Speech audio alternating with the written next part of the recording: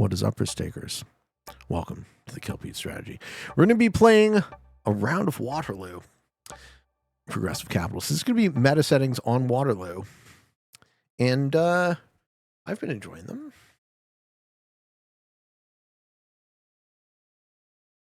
Pete, if you had to rank all your favorite substances, how would you rate them? What type of substances are we talking about, Squidling?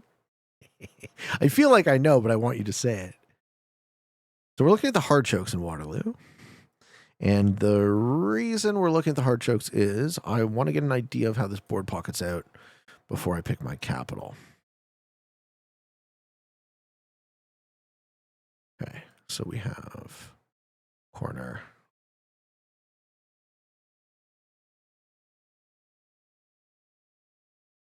No, that's an interior corner. Okay.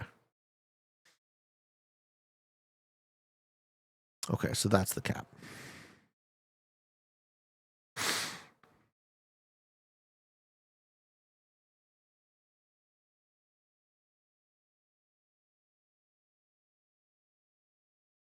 this is a 1 point.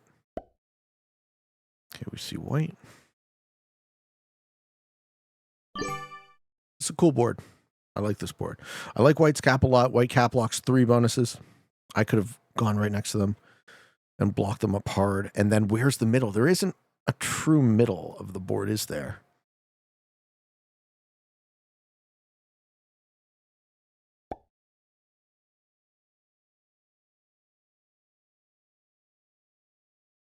Okay, cool. I like yellow's choice. Yellow locks a single +4. Let's see how it goes.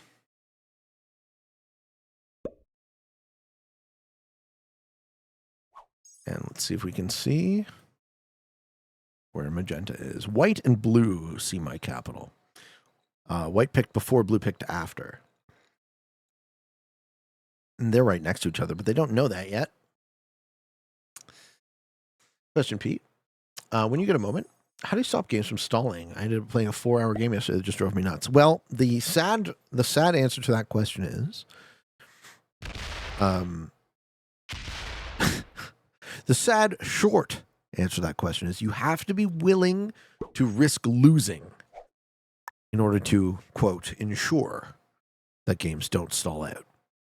And if you're willing to do that, you know, if you're willing to do that, then they don't have to necessarily stall out. But it's like the only true way is to take extreme risks, make kills. Ooh, if I get a bad roll on black,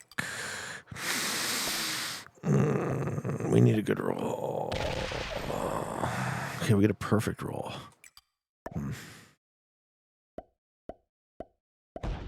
Oh, black was there. No. Fuck. All right. Well, there was no way for me to know that. Now he just goes break, and we lose the game, right? No, he goes behind himself to clean his pockets.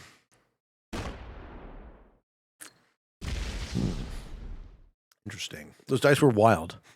Those dice were wildly great. And only in retrospect was it a terrible decision. I don't think black's dumb. Oh, he's dumb for not breaking me. Yeah. He's dumb for not breaking me. He should have broken me. For sure. But now I'm put into a silly, terrible situation. Psychoactive substances. Okay, so I would say LSD, yeah. I would say my favorite is acid. In terms of it being, enlightening and enjoyable. Good day, Pete. Hope all is well. Your music's pretty much always on point. Your love for music shows you must have kick-ass speakers. And that's, I do have good speakers. Yeah, having, is he going to roll? We're going to see. Okay, we're not actually going to see, but we're going to see what he returns with. Okay, he's like, oh, fuck, white's right there. And white has 2 bonuses. What do you do as blue? Alcohol and caffeine are not included, like the top few. So I get a lot out of acid. I've smoked weed, but weed doesn't make me a better person. Weed makes me tired, grouchy, hungry, shitty.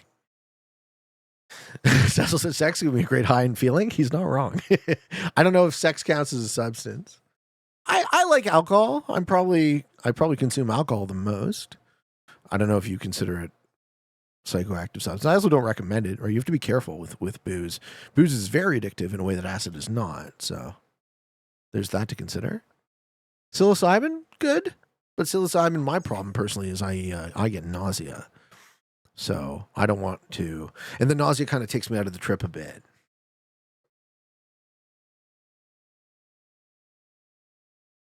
Okay, alcohol and caffeine are included? Yeah. So, I mean, I drink a ton of coffee. And I drink too much alcohol, frankly. Okay, so we have to shoot our shot here. And the dice have to land. The dice landed very well. Yeah, and he quits immediately. Oh! That's fine. Should be okay.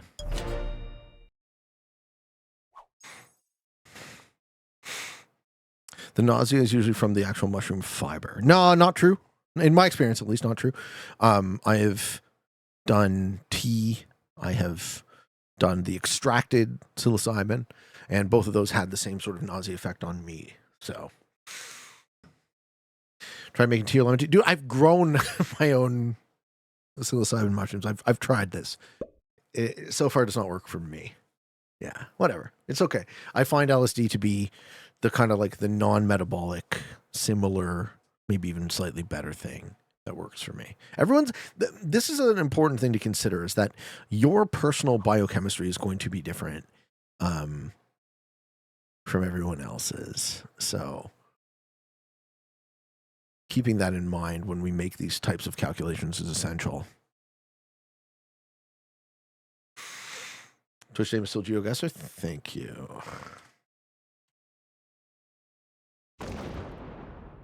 Okay. Magenta is over on the top right. So we have magenta, yellow, and white, and those are only our three remaining players are on the other side of the board. So if I can get to this one point, I control all that. And I mean, my cap is great now. The question is, how fast can I expand? I think the other three guys being in each other's way is just gonna be a net good for me. I might go to war with yellow first. Have you done some crazy LSD doses or trips? Do you take it slow and careful? Crazy wouldn't be how I would describe myself. I wouldn't self-describe as crazy. I would say that I have developed a tolerance, and you also develop a resistance. Sorry, I guess that's the same word. There's a refractive period you need to wait before LSD will give you the same effect.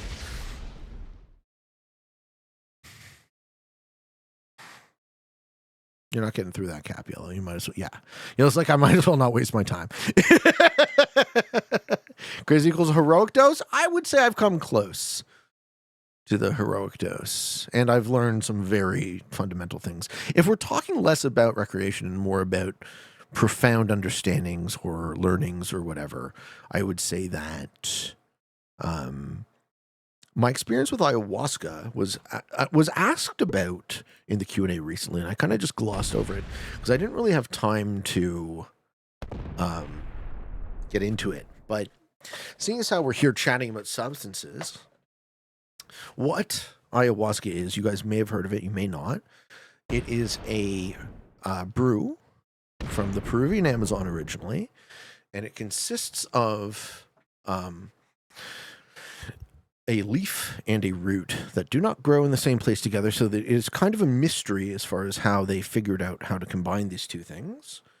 And the combination is DMT, dimethyltryptamine, which your brain makes in tiny amounts and is reuptook,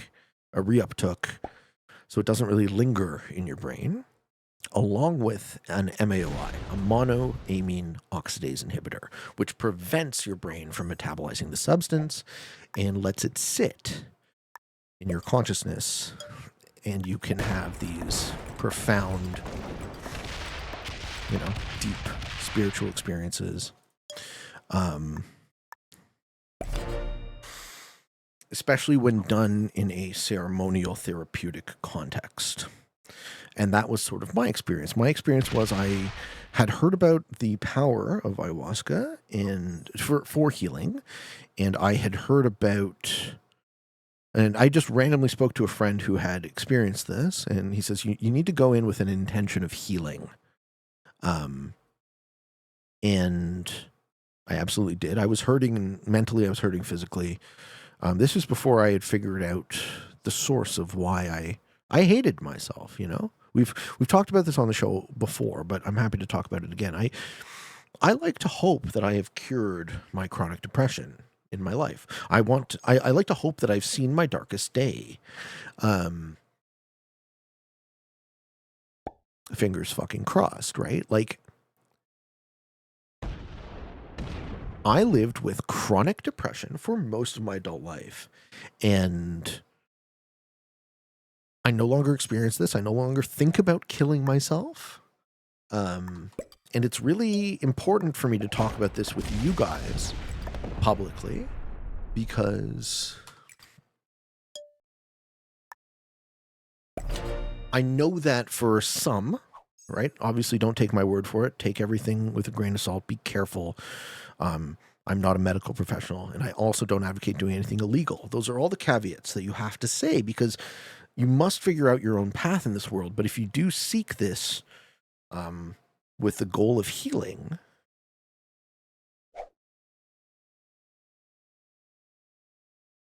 I am the poster child for the success of this.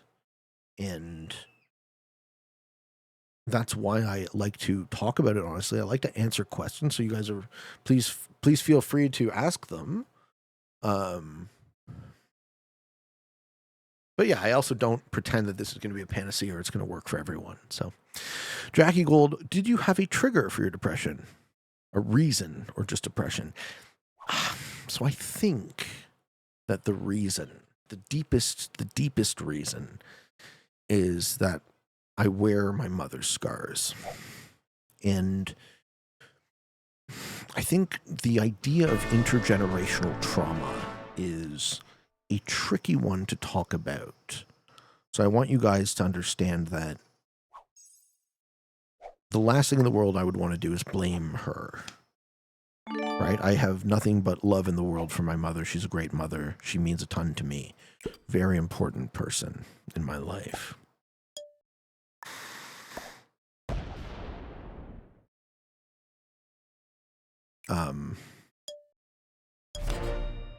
But I learned certain things in childhood, certain maladaptive ways of understanding, ways of being, that I now know there's a better way to think about the world. There's a more productive way. And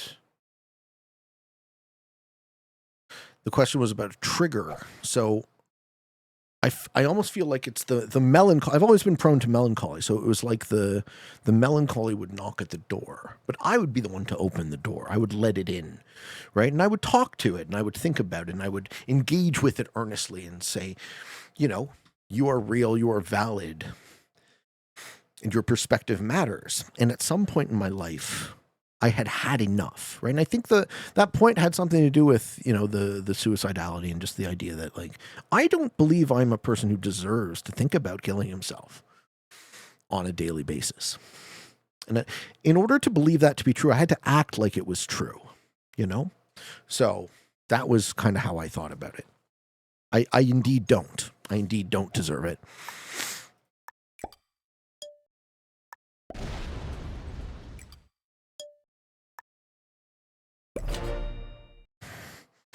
And I'm going to act that out.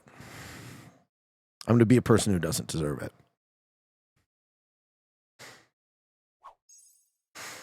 So what that looked like for me was, I just don't let it in. I don't let the negativity in. I don't engage with it earnestly. I say, not for me anymore. Right? I need to be, and you guys know me to be kind of like relentlessly positive, exclusionarily positive, right? I go for what I want, and I go for it with all of my zeal. Sometimes I win, sometimes I lose. But those successes and those failures are mine. And the thing that was really dragging me down was knowing that there was something I needed to be doing and I wasn't doing it, ultimately. Was my thought process for keeping the stack locked? I'm trying to kill yellow. I was trying to see if anyone wanted to come at me. And the fact that they didn't, now I'm going to be able to use my advantage to make a kill. The other two guys are going to be stuck in a progressively smaller and smaller piece of the board.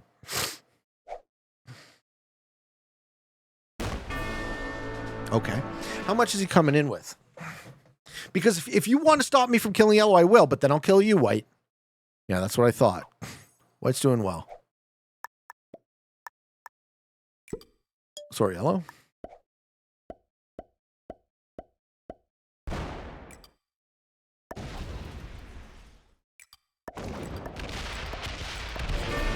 That sucks for yellow. They just lost positionally.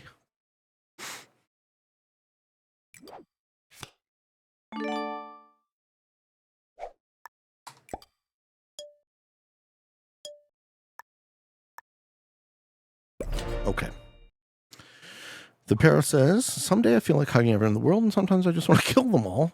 Honestly, it's hard to keep that positive state of mind. Yes. And the fact that it's hard is what makes it valuable. Frankly, the fact that it's hard is what makes it valuable.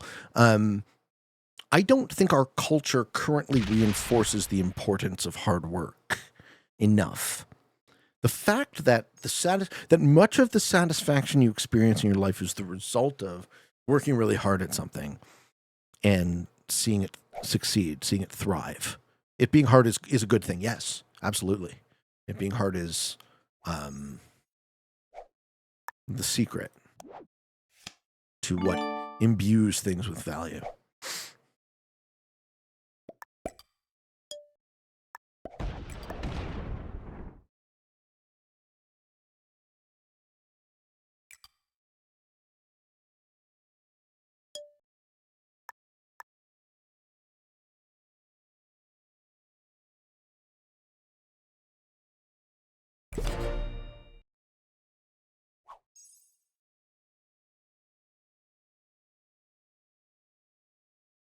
It's a tricky situation.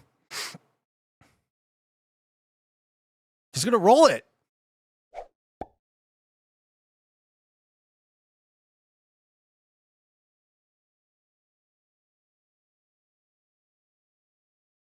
Who gets the cards, white?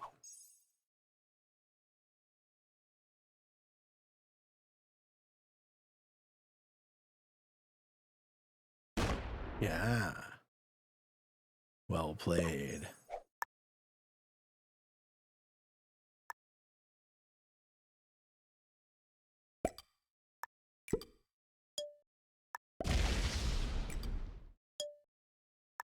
Cool. I think I'm good. But it's going to be a tough spot. It's going to be a real tough spot. Oh my god. Robin Twitcher says, I agreed. We've grown familiar for things that are easily accessible. There's beauty and value in the pursuit of working towards it. He's going to hit it. Ooh! All right, that's 100 capital troops I don't have to hit. But that also risks giving advantage to white.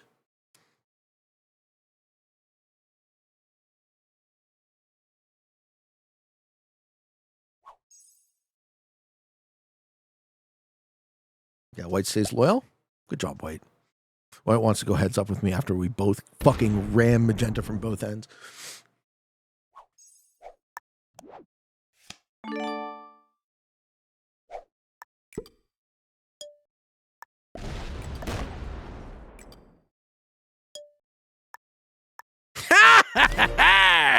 Suck right on my cock, magenta!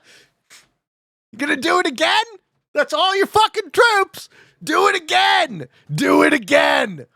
Ha! What's up, dog boy? Thank you for the pride, man. Thank you so much. Do we know where the capitals are? No. We know. Yes, we do. We know all the caps. This is black. This is me. This is yellow. This is white. This is blue. And that's magenta. We do know all the caps.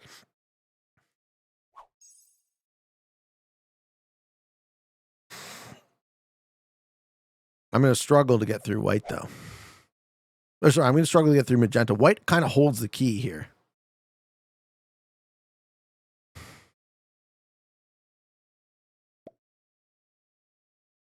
Magenta's happy he's getting cards.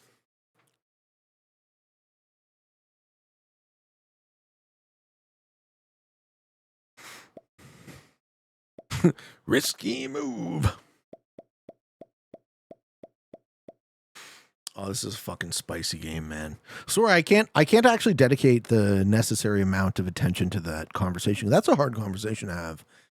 I almost feel like it would be better to do a discussion without the risk game, so that people can actually ask me like follow-up questions about that stuff. But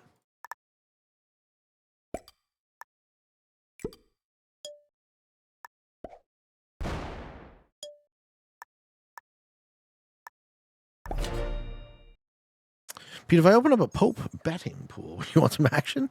I wouldn't even know who to bet on. My money's on the next Pope.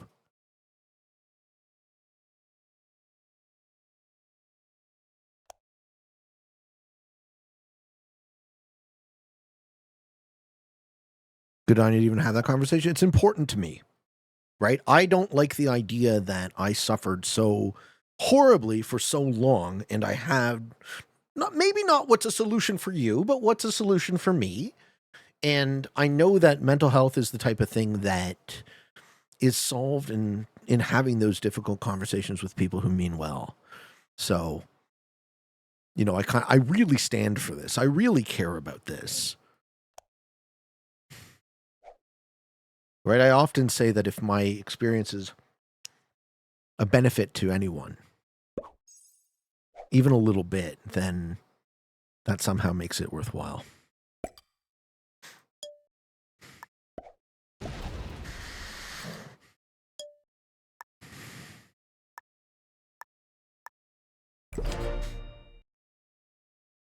I agree with you there. Most can't or won't. Well, I think it's a certain type of vulnerability that people aren't used to. I've always approached my interactions with people with a bit of merciless candor, right? For better or worse, I'm extremely direct. So I kind of appreciated it, and I appreciate it in return. But it really is. It's not for everyone, right? It's not everyone's flavor. Some people like a little bit of foreplay, a little bit of warm up with their ideas, right?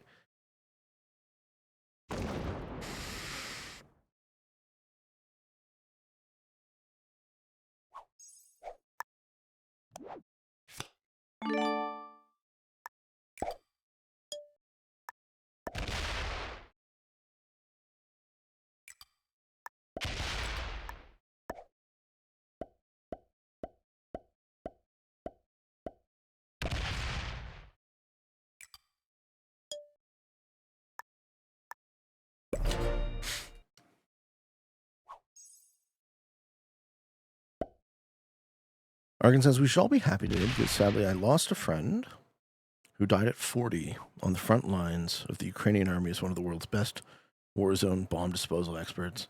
We all have our own views of war and guns. Didn't stop me crying this morning when I heard the news. When did I last cry? Huh. You guys are going to laugh. It's not suitable for such a heavy question, but the last time I cried was I watched a Paul Giamatti episode of this season's Black Mirror. That's what made me cry. Okay, so White gets the double set. But they can't penetrate my cap. I can't penetrate theirs. I have a slightly better board position. What's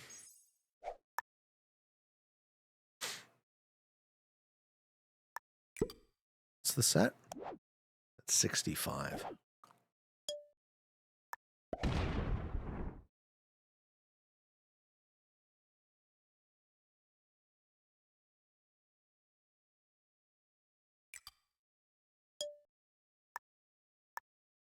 I think just blocking from here, not giving him an additional card ever, is the play. Okay, he's got a set on 3. That's fine.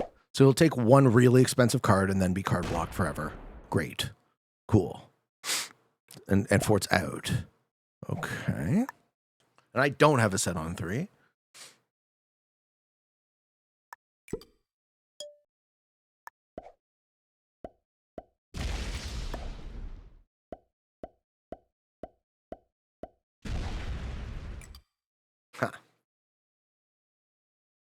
This guy knows how to play, man. This guy's great.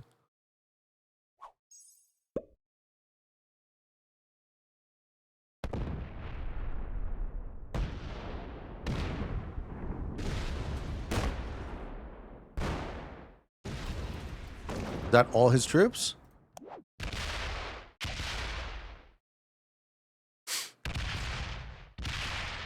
What forts where?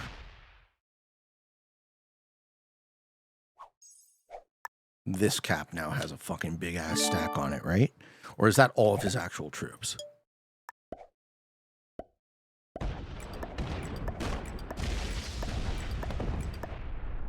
Let's see.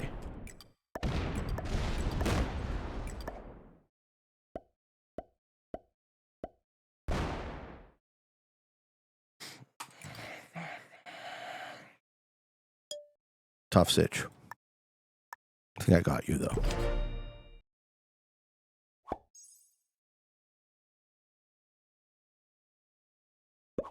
Huh.